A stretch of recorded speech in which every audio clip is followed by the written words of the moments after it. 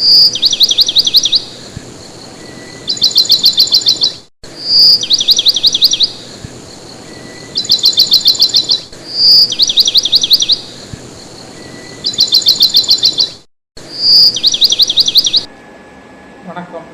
இன்னைக்கு நம்ம புதனுடைய காரகத்துவங்களை பற்றி பார்க்க போகிறோம். புதன் அப்படிங்கிறது தாய்மாமனை குறிக்கும். உயிருள்ள காரகத்துவம் அப்படின்னா தாய்மாமனை குறிக்கிறது புதன் தான். அடுத்ததாக ஒரு 12 வயதுக்கு உட்பட்ட சிறுவர்கள் சிறுமிகளை குறிக்கிறது புதன் தான். அடுத்ததாக உடலில் தோல் நம்ம ஸ்கின்னை குறிக்கிறது புதன் தான். நரம்புகளை குறிக்கிறது புதன் தான். நரம்பு அதாவது நரம்பு சம்பந்தமான நோய்கள் வராமல் இருக்கணும்னா புதன் நமக்கு நல்லாயிருக்கும். நம்ம நாவை குறிக்கிறது புதன் தான். அதாவது பேச்சுக்கு காரகம் அப்படிங்கிறது புதன். அதனால் நாவை குறிக்கிறது புதன். அடுத்ததான் அக்கௌண்டண்ட்டாக இருக்கிறாங்களே அவங்களுக்கு புதன் தான் காரணம். பிகாம் படிக்கிறவங்க, பிகாம் எம்காம் படிக்கிறவங்க, பிபிஏ படிக்கிறவங்க, சிஏ ஆடிட்டிங் படிக்கிறவங்க, இவங்க அத்தனை பேருக்கும் புதன் தான் காரணம். அந்த வேலையில் இருக்காங்க அப்படின்னா அவங்களுக்கு புதன் நல்லா இருக்குது, அது சம்மந்தமான தொழில் பண்ணுறாங்க அப்படின்னு சொல்லியிருக்காங்க. அடுத்ததாக கணக்கு வழக்குகளை பார்க்குறவங்க, நிறைய கடைகள்லாம் கணக்கு அதாவது பணத்தை புழங்காமல் வெறும் கணக்கு மட்டும் எழுதிட்டு இருப்பாங்க, வரவு செலவு கணக்கு மட்டும் எழுதிட்டு இருப்பாங்க, அதுக்கு புதன் தான் காரணம். அடுத்ததாக நடிப்பு தொழில், பாட்டு பாடுறது, இதுக்கு புதன் தான் காரணம். ஒருத்தர் சிறந்த காமெடி நடிகனாக இருக்கிறாரு அப்படின்னா அவருடைய ஜாதகத்தில் 2 10 இடங்களோட புதன் தான் நல்ல நிலையில் தொடர்பில் இருக்கும். சாதாரணமாக ஒரு மனிதரோட ஜாதகத்தில் 2ஆம் இடத்துல புதன் நல்ல நிலையில் இருந்ததுன்னா அவங்க ரொம்ப காமெடியாக பேசுவாங்க. அவங்கள்ட்ட ஒரு சோகமான பேச்சே இருக்காது. எப்போதும் ரொம்ப சரளமாக காமெடியாக வார்த்தை விழுந்துகிட்டே இருக்கும். அதனால் புதன் தான் அதுக்கும் காரணம். அடுத்ததாக ஜோதிடம் படிக்கிறவங்க, வானியல் சம்பந்தமான நிகழ்வுகள் அதை பற்றி படிக்கிறவங்க, இது அத்தனைக்கும் புதன் தான் காரணம்.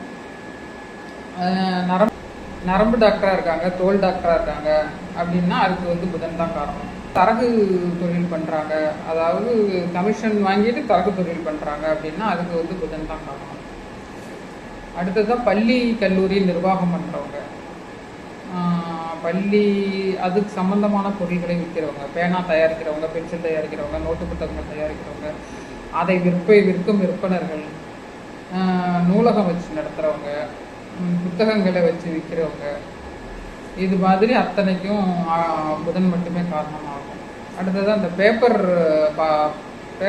தொழில் செஞ்சு இந்த பேப்பரில் டம்ளரு, கிண்ணம், தட்டு இந்த மாதிரிலாம் செய்கிறாங்கல்ல, அதுக்கு புதன் தான் காரணம். அடுத்ததாக பச்சை நிற காய்கறிகளுக்கு புதன் தான் காரணம். பச்சை பயிறு அப்படின்ற ஒரு தானியம் தான் புதனோட இந்த தானியமாக சொல்லப்படுது.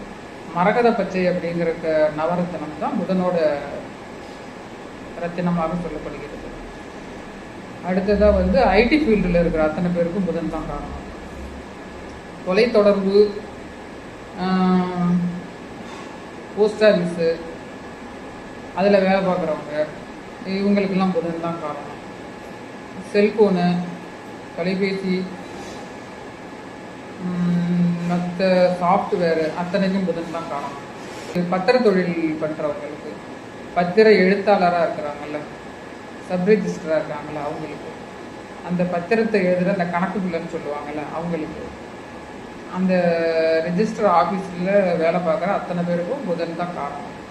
புதன் அவங்க ஜாதகத்தில் எந்த நிலையில் இருக்கோ அதுக்கு தகுந்த மாதிரி அவங்க வேலை பார்ப்பாங்க. ஒருத்தர் சப் ரெஜிஸ்டராக இருக்காரு அப்படின்னா அவருக்கு புதன் நல்ல நிலையில் இருக்கும். அந்த இதுலேயே ஒருத்தர் கணக்கு பிள்ளையாக இருக்காருன்னா அவருக்கு கொஞ்சம் புதன், அவருடைய லக்னம் கொஞ்சம் சுபத்தன்மையை இழந்திருக்கும்.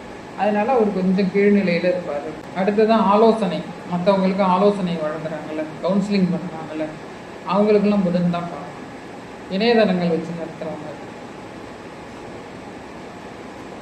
அத்தனைக்கும், செல்ஃபோனு அதோட சாஃப்ட்வேரு இதெல்லாம் தயார் பண்ணுறவங்க அத்தனைக்கும் புதன் தான் காரணம். பத்திரிகை ஆசிரியராக இருக்காரு அப்படின்னா அதுக்கு புதன் தான் காரணம். பத்திரிகை துறையில் வேலை பார்க்குறாங்க அப்படின்னா அதுக்கு புதன் தான் காரணம். அதில் பத்திரிகை எழுத்தாளராக இருப்பாங்க, ஆர்டிக்கல் எழுதிட்டு இருப்பாங்க, கவிஞராக இருப்பாங்க, அதுக்கு புதன் தான் காரணம். ஒருத்தர் மைக்கை பிடிச்சிட்டு மேடையில் பேசுகிறாரு, ஒரு சிறந்த பேச்சாளராக இருக்காரு அப்படின்னா அதுக்கு புதன் தான் காரணம். புதனுடைய துணை இல்லாமல் அவர் ஒருத்தர் மேடை ஏறவே மாட்டார், மைக்கை பிடிக்கவே மாட்டார்.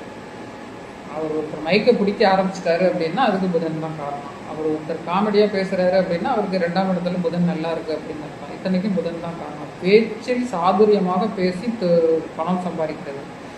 இந்த தொழில் இந்த இது வந்துடுச்சு. அதனால் பேச்சின் மூலம் அவர் சம்பாதிக்கிறாரு அப்படின்னாலே, அதாவது பேச்சின் மூலம் ஒரு பணம் சம்பாதிக்கிறாரு, ஒரு மேடையில் ஏறி பேசுகிறாரு, அதன் மூலம் அவருக்கு பணம் வருது, ஒரு சரக்கு தொழில் பண்ணுறாரு, அதாவது கூடவோ குறைச்சோ பொய்யை சொல்கிறாரோ உண்மையை சொல்கிறாரோ கூட குறைச்சி பேசி அவர் பேச்சின் மூலம் அந்த பணத்தை சம்பாதிக்கிறாரு அப்படின்னா அதுக்கு புதன் தான் காரணம்.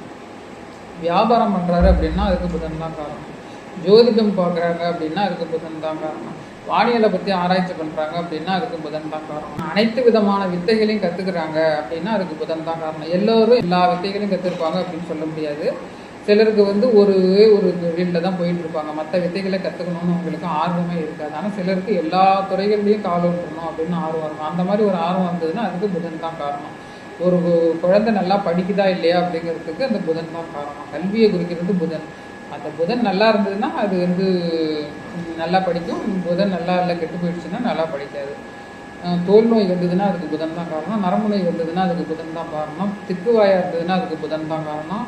ஊமைத்தன்மை இருந்ததுன்னா அதுக்கு புதன் தான் காரணம். அறிவியல் டாக்டராக இருக்காரு அப்படின்னா அதுக்கு புதன் தான் காரணம். தோல் டாக்டராக இருக்காரு அப்படின்னா அதுக்கும் புதன் தான் காரணம்.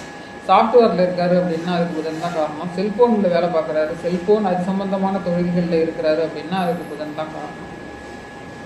இப்படி அத்தனை தொழில்களுக்கும் புதன் தான் காரணம் அப்படின்னு சொல்லி இத்துடன் இந்த நிகழ்ச்சியிலிருந்து விடைபெறுகிறேன். நன்றி, வணக்கம்.